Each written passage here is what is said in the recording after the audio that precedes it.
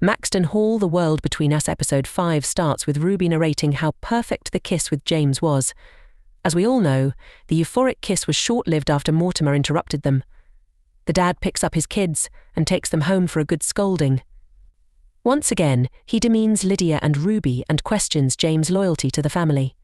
The situation takes a turn for the worse when Mortimer, in a drastic move, forbids James from ever associating with Ruby again.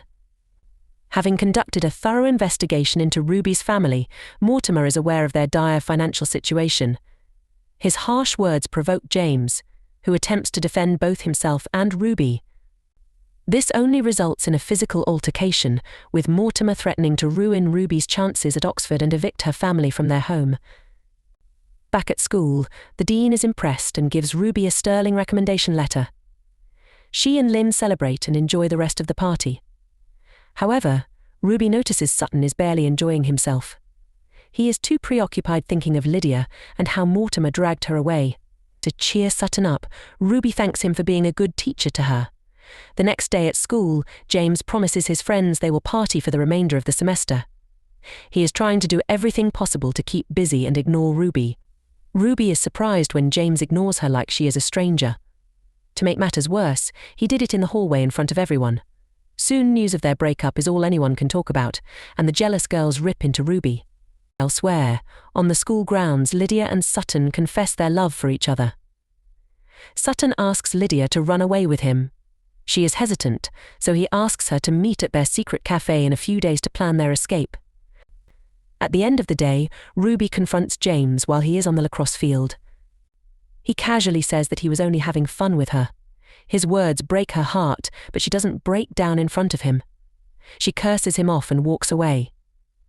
Later, James admits to Lydia that he messed up with Ruby, and they bond over their messy love lives and controlling parents. Days go by and Lydia stands Sutton up. James continues to ignore Ruby but secretly yearns for her. He starts drinking heavily, causing his mum to worry. He confides in her that he is unhappy, but she basically tells him that is how life is. She is also unhappy, but people like them don't have the luxury to find happiness.